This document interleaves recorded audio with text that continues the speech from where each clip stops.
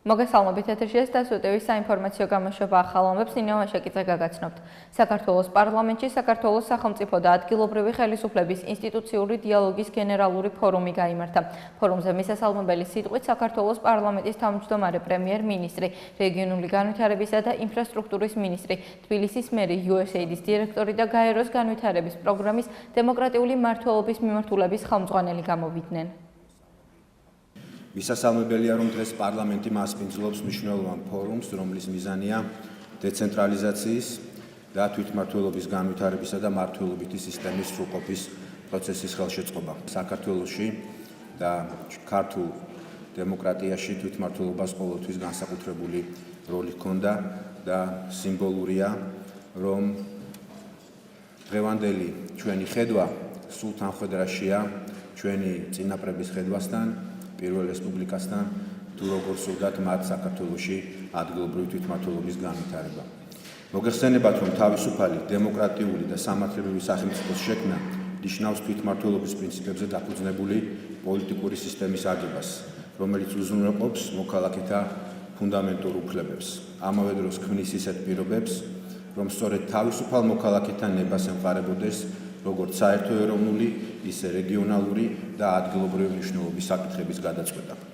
ჩვენი მთავრობის ამოცანა და მიზანია საზოგადოებრივი კეთილდღეობის უზრუნველყოფა, თითოეული მოქალაქისა თუ საზოგადოებრივი ჯგუფის თავისუფალი განვითარება, სრულფასოვანი საზოგადოებრივი მომსახურების მიწოდება. ეს კი შეუძლებელია მხოლოდ ცენტრალიზებული მმართველობის პირობებში, რადგან სახელმწიფო ორგანოების მიერ ცენტრალიზებულად მიღებული გადაწყვეტილებები ხშირად ვერ პასუხობენ ადგილზე ჩვენი მოქალაქეების ინტერესებს. სწორედ ამიტომ, იმისთვის, რომ მმართველობითი სისტემა ადეკვატურად პასუხობდეს საზოგადოებრივ მოთხოვნებს და უზრუნველყოფილი იყოს მოქალაქეთა მონაწილეობა გადაწყვეტილების მიღების პროცესში, აუცილებელია მმართველობითი უფლებამოსილებისა და შესაბამისი რესურსების გადანაწილება მმართველობის ცენტრალურ და ადგილობრივ დონეებს შორის.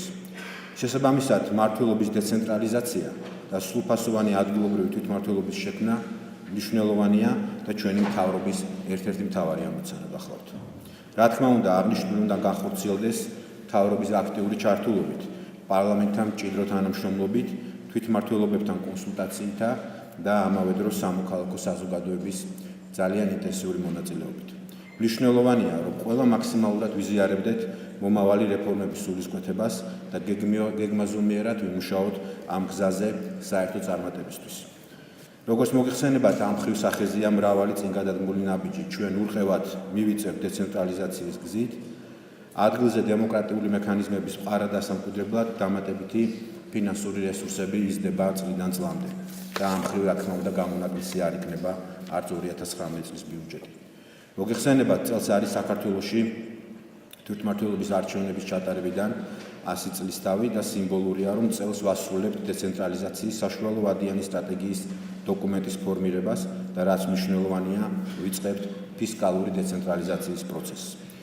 მინდა კიდევ ერთხელ დავადასტურო, რომ საქართველოს მთავრობას აქვს ურყევი პოლიტიკური ნება გააგრძელოს და ბოლომდე მიიყვანოს დეცენტრალიზაციისა და ადგილობრივი თვითმმართველობის დემოკრატიზაციის პროცესი. დღეს ქართული სახელმწიფო ინარჩუნებს იმ მემკვიდრეობას, რომელიც ეფუძნებოდა ილია ჭავჭავაძის იდეებს, რომელსაც ეფუძნებოდა ეს სიტყვები და რა თქმა უნდა ადგილობრივი თვითმმართველობის დახვეწა ჩვენი ერთ-ერთი უმთავრესი საზრუნავია. საქართველოში 2004 წელს განხორციელდა ადგილობრივი თვითმმართველობის ევროპული ქარტიის რატიფიკაცია და ამ პერიოდიდან, ამ მომენტიდან დაიწყო საქართველოში ადგილობრივი თვითმმართველობის მარეგულირებელი კანონმდებლობის განვითარება. ასევე უნდა აღინიშნოს, რომ 2010 წელს საქართველოს კონსტიტუციაში აისახა პირველი ნორმები ადგილობრივი თვითმმართველობის დამოუკიდებლობის გარანტიების შესახებ, 2017 წელს კი ეს გარანტიები კიდევ უფრო მკაფიო და ქმედითი გახდა. დღევანდელ კონსტიტუციაში ასახულია სუბსიდიარობის პრინციპი, ასახულია ყველა ის პრინციპი, რომელსაც ეფუძნება განვითარებული ევროპული ტიპის ადგილობრივი თვითმმართველობა. თუმცა, რა თქმა უნდა, ამ საკითხების კონსტიტუციის დონეზე მოწესრიგება არ არის საკმარისი, მნიშვნელოვანია გადაიდგას პრაქტიკული ნაბიჯები ისევე იმისათვის, რომ განვითარდეს ადგილობრივი თვითმმართველობის სისტემა საქართველოში. ამისათვის არის პირველ რიგში, რა თქმა უნდა, საჭირო მკაფიო ხედვის არსებობა, დეცენტრალიზაციის სტრატეგიის არსებობა და მოხარული ვარ, რომ ამ საკითხზე აქტიურად მუშაობს მთავრობა, რეგიონული განვითარებისა და ინფრასტრუქტურის სამინისტრო და რა თქმა უნდა, პარლამენტი კიდევ ერთხელ ადასტურებს მსაჯყოფნას აქტიურად იყოს ჩართული ამ პროცესში. ამ სტრატეგიის უმთავრესი ამოცანა უნდა იყოს, რა თქმა უნდა, დეცენტრალიზაციის განხორციელება, რაც გულისხმობს ადგილობრივი თვითმმართველობებისთვის მეტი უფლებამოსილებისა და მეტი რესურსების გადაცემას და რა თქმა უნდა, ეს რეფორმა წარმატებული ვერ იქნება, თუ არ განხორციელდა შესაბამისი ინსტიტუციური რეფორმები და თუ არ გაძლიერდა ადგილობრივი თვითმმართველობის ადამიანური რესურსები.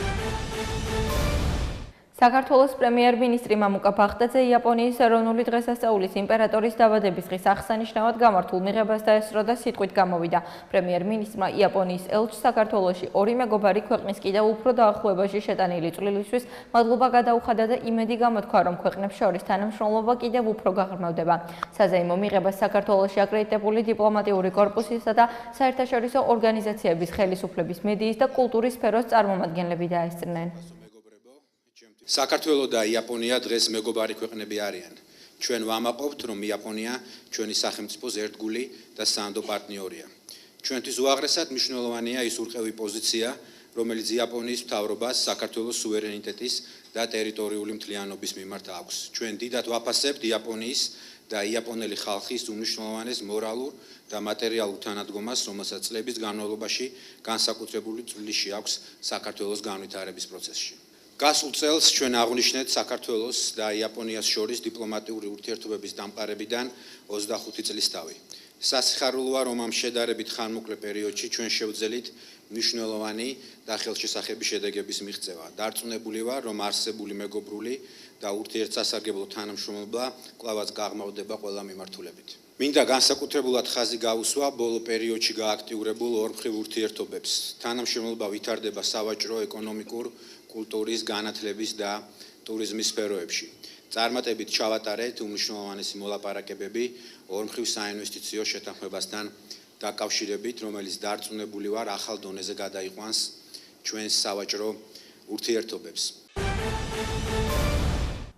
ეუთოს საგარეო საქმეთა მინისტრთა საბჭოს 25 სესიაზე გამოსვლისას დავით ზალკალიანმა კიდევ ერთხელ მწვავედ დააყენა რუსეთის ფედერაციის მხრიდან საქართველოს ტერიტორიების ოკუპაციის საკითხი. საგარეო საქმეთა მინისტრმა ყურადღება გაამახვილა რუსეთის მხრიდან საერთაშორისო სამართლის ფუნდამენტური პრინციპების სისტემურ დარღვევაზე და ოკუპირებულ ტერიტორიებზე შექმნილ მძიმე ჰუმანიტარულ ვითარებაზე. დავით ზალკალიანმა არჩილ ტატუნაშვილის და გიგა ოთხოზორიას მკვლელობის ფაქტებზე ისაუბრა. მინისტრმა ყურადღება გაამახვილა საქართველოს ხელისუფლების სამშვიდობო პოლიტიკას და მის მნიშვნელობაზე. საქართველოს საგარეო საქმეთა მინისტრმა დავით ზალკალიანმა ეუთოს მინისტერიალის ფარგლებში შეხვედრა გამართა ნიდერლანდების სამეფოს საგარეო საქმეთა მინისტრთან. შეხვედრაზე განიხილეს ორმხრივი თანამშრომლობის განვითარების პერსპექტივები. ხაზი გაესვა მაღალი დონის ვიზიტების გაცვლის მნიშვნელობას. აღინიშნა ნიდერლანდების მხარდაჭერა საქართველოს სუვერენიტეტისა და ტერიტორიული მთლიანობის მიმართ. შეხვედრაზე საუბარი შეეხო საქართველოში გამართულ საპრეზიდენტო არჩევნებს და საარჩევნო პროცესის მიმდინარეობას, ქვეყნებს შორის სხვადასხვა სფეროში თანამშრომლობის განვითარების დიდ პოტენციალს, განსაკუთრებით სავაჭრო-ეკონომიკური მიმართულებით. ევროპული და ევროატლანტიკური ინტეგრაციის პროცესში მიღწეულ წარმატებას, საქართველოს რეფორმების კურსს და საქართველოს ტერიტორიების ოკუპაციას დაეთმო საუბარი საქართველოსა და ალბანეთის საგარეო საქმეთა მინისტრების შეხვედრის დროს. მინისტრებმა შეხვედრაზე ხაზი გაუსვეს საქართველოს მნიშვნელოვან წარმატებასა და წინსვლას როგორც ნატოში, ისე ევროკავშირში ინტეგრაციის მიმართულებით. მინისტრებმა განსაკუთრებული ყურადღება დაუთმეს ეუთოს სივრცეში არსებულ კონფლიქტებს. საუბარი შეეხო საქართველოს ოკუპირებულ რეგიონებში არსებულ ვითარებას. ეუთოს მინისტრთა საბჭოს 25 სხდომის ფარგლებში დავით ზალკალიანმა შეხვედრა ასევე გამართა ბოსნია და ჰერცეგოვინის საგარეო საქმეთა მინისტრთან. მინისტრებმა მიმოიხილეს ორმხრივი თანამშრომლობის საკითხები და კმაყოფილებით აღნიშნეს ბოლო პერიოდში მაღალი დონის ვიზიტების დინამიკა. განსაკუთრებული ყურადღება დაეთმო ნატოსა და ევროკავშირში ინტეგრაციის პროცესს და ამ გზაზე საქართველოს წარმატებას. მინისტრებმა გამოთქვეს მზადყოფნა ხელი შეუწყონ ორი ქვეყნის თანამშრომლობის კიდევ უფრო განვითარებას, განსაკუთრებით სავაჭრო-ეკონომიკური და ხალხთა შორისი ურთიერთობების გააქტიურებას თვალსაზრისით. საქართველოში გამართული საპრეზიდენტო არჩევნები მოიხილეს საქართველოს საგარეო საქმეთა მინისტრმა და ეუთოს ადამიანის უფლებათა ოფისის დირექტორმა მინისტერიალის ფარგლებში გამართული შეხვედრისას. აღნიშნა, რომ პროცესი თავისუფალ და კონკურენტულ გარემოში წარიმართა. ქართულმა მხარემ მადლობა გადაუხადა ეუთოს დემოკრატიული ინსტიტუტების და ადამიანის უფლებათა ოფისს არჩევნების მონიტორინგისთვის და კიდევ ერთხელ გამოთქვა მზაობა გაითვალისწინოს ადგილობრივი და საერთაშორისო დამკვირვებლების მიერ არჩევნების პროცესში გამოთქმული რეკომენდაციები. ეუთოს მინისტრთა საბჭოს 25 სხდომის ფარგლებში გაიმართა საქართველოს დელეგაციის შეხვედრა ჟენევის საერთაშორისო დისკუსიების თანათავმჯდომარეებთან. შეხვედრაზე საუბარი შეეხო ჟენევის დისკუსიების მიმდინარეობას. ხაზი გაუსვეს ეუთოს გაეროს და ევროკავშირის ჩართულობის მნიშვნელობას ჟენევის დისკუსიებში. მხარეებმა ხაზი გაუსვეს ინციდენტების პრევენციისა და მათზე რეაგირების მექანიზმების მნიშვნელოვან როლს ვითარების დეესკალაციისა და მშვიდობის უზრუნველყოფის პროცესში. აღინიშნა, რომ დაუყოლებლივ უნდა განახდეს ინციდენტების პრევენციის მექანიზმის მუშაობა ძირითადი პრინციპებისა და ადგილზე მოქმედი წესების სრული დაცვით. იუსტიციის მინისტრის მოადგილე ჰააგის სისხლის სამართლის საერთაშორისო სასამართლოს წევრი სახელმწიფოების ასამბლეის სესიაზე სიტყვით გამოვიდა. ქოჩალორ კიფანიძემ 123 ქვეყნის დელეგაციის წევრებს რომის სტატუტის 20 წლისთავი მიულოცა და იმ მოლოდინებზე ისაუბრა, რაც საქართველოს ჰააგის სასამართლოსგან აქვს. ჰააგაში ვიზიტის ფარგლებში საქართველოს დელეგაცია შეხვედრებს გამართავს ჰააგის სასამართლოს გამწესრიგებელთან, პროკურორის ოფისის წარმომადგენლებსა და სხვა თანამდებობის პირებთან. საერთაშორისო სისხლის სამართლის სასამართლოს მხარე სახელმწიფოების ასამბლეაზე ჩვენი გამოსვლა. ამ გამოსვლის შესაფასებლად რამდენიმე მომენტია აღსანიშნავი. პირველ ყოვლისა უნდა აღინიშნოს, რომ 90-იან წლებიდან საქართველოს ყოველთვის ცდილობდა საერთაშორისო თანამეგობრობისათვის მიემართა თხოვნით, რათა შექმნილი იყოს სპეციალური მართლმსაჯულების მექანიზმები აფხაზეთში და ცხინვალის რეგიონში ჩადენილი დანაშაულების გამოძიებისა და დასჯისათვის. დღეისათვის ჩვენ რაც გვაქვს, ეს არის საერთაშორისო სისხლის სამართლის სასამართლოს, როგორც მუდმივ მოქმედი საერთაშორისო სისხლის სამართლის მართლმსაჯულების ინსტიტუტის მხარდაჭერა, რომელიც გამაგრებულია რომის სტატუტის 123 სახელმწიფოს მხარდაჭერით და აღსანიშნავია, რომ საქართველოს არის საერთაშორისო სისხლის სამართლის სასამართლოს დამფუძნებელი სახელმწიფო. ეს მით უმეტეს მნიშვნელოვანია, რომ თავიდანვე ჩვენ ვიხდოდით და ძალისხმევა მიმართული იყო იქითკენ, რათა საერთაშორისო სისხლის სამართლის სასამართლო ყოფილიყო ძლიერი ინსტიტუტი და რათა შეუძლებოდა ის, რაზეც მუშაობთ ახლა. ეს არის ის, რომ საერთაშორისო სისხლის სამართლის სასამართლოს პროკურორმა გამოიძიოს რუსეთის და მასთან ასოცირებული ძალების წარმომადგენლების მიერ ქართული მოსახლეობისა და ჯარისკაცების წინააღმდეგ, კაცობრიობის წინააღმდეგ ჩადენილი დანაშაულები და ასევე ომის დანაშაულები. ეს არის პრინციპული პოზიცია, ამას მიექცა დიდი ყურადღება გამოსვლაში და ასევე იმას, რომ ჩვენ გვინდა სასამართლო ვიხილოთ გაძლიერებული, ინსტიტუციურად გაძლიერებული და აღსანიშნავია ის, რომ დღეს კვლავაც აღნიშნოთ ის ფაქტი, რაც მოხდა, რომ მხარე სახელმწიფოებმა ერთხმად 123 მხარე სახელმწიფოს წარმომადგენლებმა ჩათვალა, რომ სასამართლოს ინსტიტუციური გაძლიერება შესაძლებელია საქართველოს წარმომადგენლის არჩევით მსხვერპლთა ფონდში.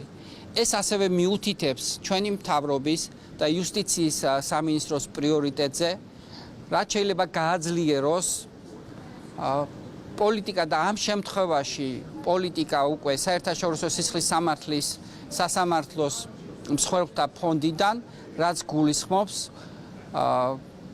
მსხვერპლებისადმი ფსიქოლოგიური, მატერიალური და ფიზიკური სახის დახმარებების გაწევას. სახელმწიფო მინისტრმა ეთნიკური უმცირესობის წარმომადგენელ პედაგოგებს საგანმანათლებლო პროექტები გააცნო და ანტიდასავლური პროპაგანდის საკითხებზე ესაუბრა. ნატო არჩევანი მშვიდობიანი და სტაბილური განვითარებისთვის საგანმანათლებლო სემინარის ფარგლებში მასწავლებლების სხვადასხვა სამთავრობო სტრუქტურის წარმომადგენლებს და დიპლომატებს შეხვდებიან. პროექტი, რომელშიც ასეულობით მასწავლებელია ჩართული, მე-6 წელია ხორციელდება. ნატოს სამეკავშირო ოფისთან და ევროკავშირის და ნატოს შესახებ საინფორმაციო ცენტრთან ერთად ჩვენ პერიოდულად ვხვდებით ეთნიკური უმცირესობების წარმომადგენელ პედაგოგებს საქართველოს სხვადასხვა რეგიონებიდან იმისათვის, რომ მათ მივაწოდოთ დეტალური ინფორმაცია საქართველოს ევროპული და ევროატლანტიკური ინტეგრაციის შესახებ, რას ნიშნავს ეს, რეალურად რაში გამოიხატება, რა კონკრეტული გამოწვევები ან რა სარგებელი ახლავს, იმიტომ რომ ისინი არიან ადამიანები, რომლებიც თავის მხრივ ძალიან საპასუხისმგებლო როლს თამაშობენ პროფესიიდან გამომდინარე ჩვენი მომავალი თავის აღზრდაში, გაცილებით მეტი ადამიანის ინფორმირებაში და აქედან გამომდინარე მნიშვნელოვანია, რომ ისინი სრულიად ფლობდნენ ინფორმაციას, დასვან ყველა კითხვა, რომელიც ამ საკითხებთან დაკავშირებით შეიძლება არსებობდეს, მით უფრო ისეთ ვითარებაში, როდესაც ეთნიკური უმცირესობების კომპაქტურად დასახლებულ რეგიონებში ძალიან ხშირად სახელმწიფო ენის ცოდნის დონის გამო, რომელიც ჯერ კიდევ არ არის ისეთი, როგორიც ჩვენ გვსურს და მათაც სურთ, ხშირად ალტერნატიული მედია საშუალებების მხრიდან და რუსულენოვანი მედიის მხრიდან ხდება სხვადასხვა სტერეოტიპების პროპაგანდა, რაც დაკავშირებულია იმასთან, თუ რა არის ნატო, თითქოს ნატოსთან ინტეგრაცია უკავშირდება საფრთხეებს, ტრადიციებთან, ღირებულებებთან მიმართებაში და ძალიან ცნობილი სქემებით, რომელიც არ მხოლოდ საქართველოში აპრობირებული, ესეთი ანგაჟირებული მედია საშუალებები ცდილობენ, რომ საზოგადოებრივი აზრი შეცვალონ.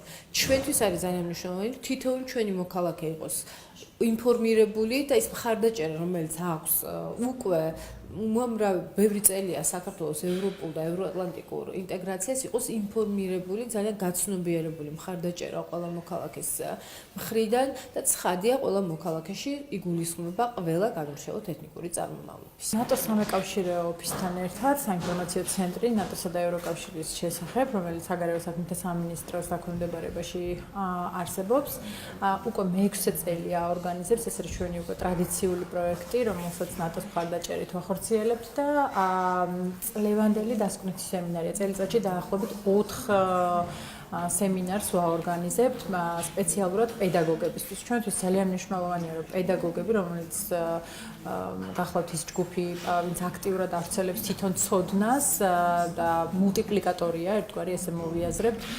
ძალიან მნიშვნელოვანია, რომ ეს ჯგუფი იყოს კარგად ინფორმირებული საქართველოს ევროატლანტიკური ინტეგრაციის პროცესზე და ესმოდეს ის მნიშვნელობა, თუ რატომ მივისწრაფით ჩვენ ნატოში, რა სიკეთის და სარგებლის მომტანი არის თვითონ ეს ინტეგრაციის პროცესი ჩვენთვის და ამით ვცდილობთ, რომ დავუპირისპირდეთ რუსულ პროპაგანდას, რომელიც არაერთ მითს ავრცელებს საქართველოში ნატოს შესახებ და ნეგატიურ, ნიჰილისტურ, პესიმისტურ განწყობებს ნერგავს.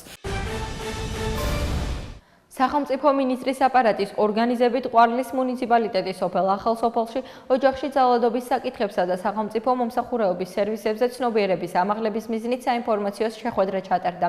შეხვედრის მიზანი ქალთა მიმართ ძალადობისა და ოჯახში ძალადობის მიმართ საზოგადოებაში ნულოვანი ტოლერანტობის დამკვიდრება და ძალადობის ფენომენზე, მიზეზებსა და შედეგებზე არსებული კანონმდებლობისა და სერვისების შესახებ მოსახლეობის ინფორმირებულობა. კამპანია ეთნიკური უმცირესობებით დასახლებულ რეგიონებში ტარდება. საინფორმაციო შეხვედრები ქალთა მიმართ ძალადობის, ოჯახში ძალადობის წინააღმდეგ ბრძოლისა და მსხვერპლთა დასაცავად გასატარებელ ღონისძიებათა 2018-2020 წლების სამოქმედო გეგმის ფარგლებში იმართება.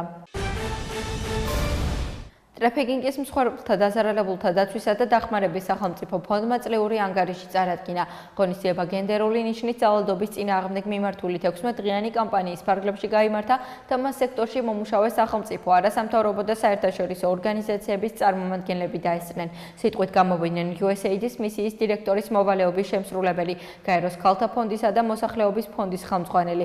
მომხსენებელთა შორის იყვნენ საქართველოს შინაგან საქმეთა სამინისტროს მთავარი პროკურატურისა და შრომის ჯანმრთელობისა და სოციალური დაცვის სამინისტროს წარმომადგენლები.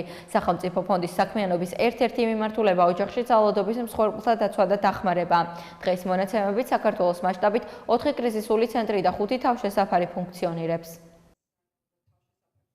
აღნიშნული ღონისძიება იმართება გენდერული ნიშნის ძალადობის წინააღმდეგ კამპანიის ფარგლებში, 16-დღიანი კამპანიის ფარგლებში, რომელიც 25 ნოემბერს დაიწყო და 10 დეკემბერს ადამიანის უფლებათა დაცვის დღეს დასრულდება.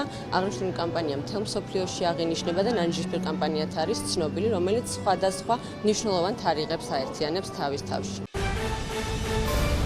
საქართველოს ოკუპირებული ტერიტორიებიდან დევნილთა შრომის ჯანმრთელობისა და სოციალური დაცვის სამინისტროში იზოლებით გადაადგილებულ პირთა მიმართ 2017-2018 წლებში სახელმწიფო სტრატეგიის განხორციელების სამოქმედო გეგმის სამეთვალყურეო საბჭოს ხდომა გაიმართა.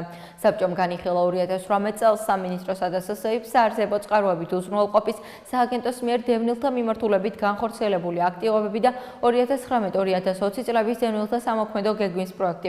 განახლდა დევნილთა საარსებო წყაროების 2018-2019 წლების სამოქმედო გეგმა. ასევე გადაიხედა დევნილთა საარსებო წყაროების სამოქმედო გეგმის მართვის მექანიზმი. სამეთვალყურეო საბჭოს ხდომას ესწრებოდნენ ჯანდაცვის მინისტრი, მინისტრის მოადგილეები, სოციალური მომსახურების სააგენტოს დირექტორების მოადგილე, ასევე საბჭოს შემავალი სამინისტროების სააგენტოების გაეროს ლტოლვილთა უმაღლესი კომისარიატის და სხვა საერთაშორისო ორგანიზაციების წარმომადგენლები. სამინისტროსთან არსებობს სამეთვალყურეო საბჭო, რომლის მუშაობაში ჩართულები არიან არასამთავრობო ორგანიზაციები, ვინც დევნილთა საკითხებზე მუშაობენ, ასევე საერთაშორისო ორგანიზაციები, დონორები, სახელმწიფო უწყებები, რომლებიც ასევე სამოქმედო გეგმის განხორციელებაში არიან ჩართულები. ჩვენ ამ სამეთვალყურეო საბჭოზე ვიღებთ სამოქმედო გეგმას, რომელიც შემდეგ წარედგინება მთავრობას დასამტკიცებლად. სამოქმედო გეგმა მოიცავს ყველა იმ პროგრამას, ყველა იმ აქტივობას, რაც ხორციელდება დევნილთა მიმართულებით, როგორც განსახლების კუთხით, ასევე საარსებო წყაროებით უზრუნველყოფის კუთხით. ჩვენი მიზანი არის, რომ რაც შეიძლება მეტი ინფორმაცია, მეტი შენიშვნა, მეტი აზრი გავიზიაროთ იმისათვის, რომ მაქსიმალურად მორგებული იყოს საჭიროებებზე სამოქმედო გეგმა. ჩვენ ამისათვის გავმართეთ ინტენსიური შეხვედრები ასევე როგორც თბილისში, ასევე რეგიონებში დევნილ მოსახლეობასთან და ამის შედეგად მომამზადეთ სამოქმედო გეგმა. გარდა ამისა, უნდა აღინიშნოს, რომ ყველა აქტივობა, რომელიც ჩვენ გვქონდა, უფრო გაზრდილი არის, შესაბამისად გაზრდილია ბიუჯეტიც და ვფიქრობთ, რომ ჩვენ შევძლებთ უფრო მეტ დევნილ ოჯახს დავეხმაროთ მომავალ 2 წლის განმავლობაში, ვიდრე ეს მანამდე ხდებოდა. საქართველოს ახლად არჩეულმა პრეზიდენტმა სალომე ზურაბიშვილმა საკუთარ საარჩევნო შტაბში ევროკავშირის ელჩს კარლ ჰარცელს უმასპინძლა. როგორც შეხვედრის დასრულების შემდეგ კარლ ჰარცელმა აღნიშნა, სალომე ზურაბიშვილმა გააჟღერა მესიჯი ეროვნული შერიგების შესახებ, რასაც ევროკავშირი მხარს მტკიცედ უჭერს. სალომე ზურაბიშვილის განცხადებით, ევროკავშირის ელჩთან იმ გეგმებზე ისაუბრა, რაც შეიძლება ევროკავშირთან თანამშრომლობის კუთხით იყოს. პოლიტიკაში მეტი ქალი უნდა იყოს. ამის შესახებ საქართველოს ახლად არჩეულმა პრეზიდენტმა სალომე ზურაბიშვილმა ჟურნალისტებს განუცხადა. როგორც ზურაბიშვილმა აღნიშნა, ჯერჯერობით არ იცის ინაუგურაციაზე დამსწრე საზოგადოებაში ქალები რა პროპორციით იქნებიან წარმოდგენილი. ის იმედოვნებს, რომ ინაუგურაციაზე ქალი პრეზიდენტები ჩამოვლენ. რაც შეეხება თავად ინაუგურაციის ღონისძიებას, ზურაბიშვილი ამბობს, რომ მისი მოთხოვნა სისადავია. რაც შეეხება გრიგოლ ვაშაძის ინაუგურაციაზე მოწვევას, სალომე ზურაბიშვილის თქმით, გრიგოლ ვაშაძის ინაუგურაციაზე იმ შემთხვევაში მოიწვევს, თუ ვაშაძე მას პრეზიდენტად აღიარებს. ინაუგურაციის პარალელურად გაერთიანებული ოპოზიცია თელავში საპროტესტო აქციას გეგმავს. ეროვნულ ბიბლიოთეკაში ჟურნალისტმა ალეკო ელისაშვილმა სამოქალაქო მოძრაობის პრეზენტაცია გამართა. ალეკო ელისაშვილმა გუნდის სხვა წევრებთან ერთად მხარდამჭერებსა და თანამოაზრეებს სამოქალაქო მოძრაობის ხედვები და სამომავლო გეგმები გააცნო. ახალი სამოქალაქო ორგანიზაციის სახელწოდება საქართველოს სამოქალაქო მოძრაობა იქნება და ის ევროპის დემოკრატიული მხარდაჭერის ფონდის მიერ ფინანსდება. სამოქალაქო მოძრაობის მიზანია საქართველოში ადამიანური გარემო შექმნა საზოგადოებიდან ახალი ლიდერების გაჩენის მეშვეობით, ასევე ინოვაციების დანერგვის და მოქალაქე და ჩართულობის გზით ადამიანებისთვის პერსპექტივის გაჩენა. ორ რამეს უნდა ეფუძნებოდეს პოლიტიკა და ამის ცდილობა ქონდა და მე ვფიქრობ არც თუ რიგო რომ პოლიტიკაში უნდა იყოს ბევრი მოხალისე და ცვლილებებს უნდა ახდენდნენ მოხალისე ადამიანები და მეორე პოლიტიკას არ ჭირდება ბევრი ფული და ორივე არჩევნებში ვაჩვენეთ ეს რომ ბევრი ფული სულაც არ არის საჭირო და არ არის პოლიტიკა მხოლოდ დიდარი ადამიანების გასართობი და არ უნდა იყოს. აი ამის დამკვიდრებას ვაპირებ და ხალხი გვინდა თავის შესაძლებლობებში დავარწმუნოთ, როგორ შევძლებთ ამის მაგალითი მივცეთ. აი ეს არის ჩვენი მიზანი. თუ ჩვენ ვიგრძნობთ, რომ ჩვენი ორგანიზაცია იმდენად ძლიერია, რომ შეიძლება გარდაიქცეს პოლიტიკურ ორგანიზაციად, ან თუ ვიგრძნობთ, რომ მზად ვიქნებით თუნდაც 2020 წლის საპარლამენტო არჩევნებისთვის, მაშინ ამას ღიად ხმამაღლა ვიტყვი და ჩვენი მიზანი იქნება, რომ ყველაზე ანგარიშგასაწევი პოლიტიკური ძალა ვიყოთ და არ ვიყოთ მესამე ადგილისთვის და რაღაცა მაჩანჩალობისთვის და უბრალოდ პოლიტიკური ველზე ტივტივისთვის განწირული ძალა. ჩვენ გვაქვს ხედვები, რომელიც ამ ქვეყანას აიყვანს წინ, ხალხის პრობლემებს მოგვარებს, აი გულწრფელად თუ ამას ვიგრძნობთ, მაშინ არ გამოვრიცხავ, რომ ჩვენ ტრანსფორმირდეთ და გარდავიქცეთ პოლიტიკურ ორგანიზაციას. ჩვენ ყველამ უნდა ვიგრძნოთ პასუხისგებლობა ამ ქვეყანაში. არავინ ჩვენ ნაცვლად ამ ქვეყანას წინ არ წაიყვანს. ჩვენ თითოეულმა მოქალაქემ, რომელიც შეიძლება ერთი კაცი უღონო იყოს და პატარა კაცი იყოს, მაგრამ ბევრი უღონო ადამიანის ენერგია არის უზარმაზარი ღონე და ძალა.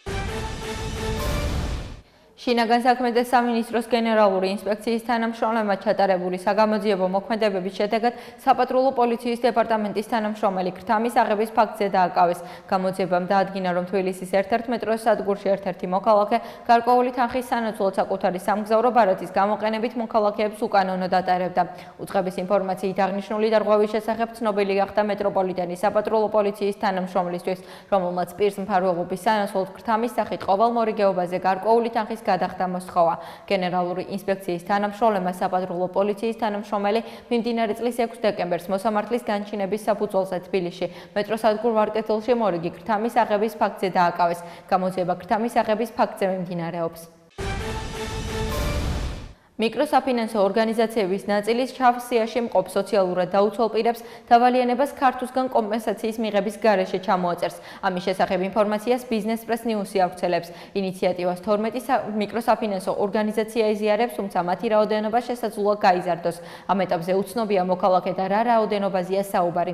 შეგახსენებთ, რომ დავალიანებების ჩამოწერა დაახლოებით 600,000 ადამიანს შეეხება. აქედან 150,000-მდე ადამიანი კი სოციალურად დაუცველია. ვალების ჩამოწერა 15 დეკემბრიდან დაიწყება და 31 დეკემბრის ჩათვლით სრულად ჩამოიწერება.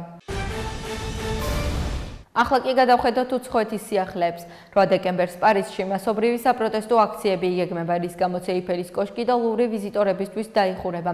ასევე გაუქმდა ფეხბურთში საფრანგეთის ჩემპიონატის თამაში, რომელიც პესეჟე და მონპეილს შორის უნდა გამართულიყო. შეგახსენებთ, რომ საწვავის ფასების ზრდა ამ საფრანგეთში მასობრივი საპროტესტო აქციები გამოიწვია. გასულ შაბათს საფრანგეთის პროტესტის მესამე ტალღამ გადაუარა, რომლის მონაწილეებმა საწვავის მოსალოდნელი გაძვირება გააპროტესტეს. ყველაზე მასშტაბური ხასიათი პროტესტმა საფრანგეთის დედაქალაქ მიიღო, სადაც აქციის მონაწილეებმა ავტომანქანები დაწვეს, მაღაზიის ვიტრინები ჩაამსხვრეს და ტრიუმფალური თაღით კი სერიოზულად დააზიანეს. დაკავებული ასობით ადამიანი ასე მეტი კი დაშავდა. ხელისუფლება ქვეყნის მასშტაბით საგანგებო მდგომარეობის შემოღებასაც გეგმავდა. აღსანიშნავია, რომ საფრანგეთის პრეზიდენტის ადმინისტრაციამ გადაწყვეტილება მიიღო 2019 წელს საწვავთა გადასახადების ზრდა საერთოდ გააუქმოს.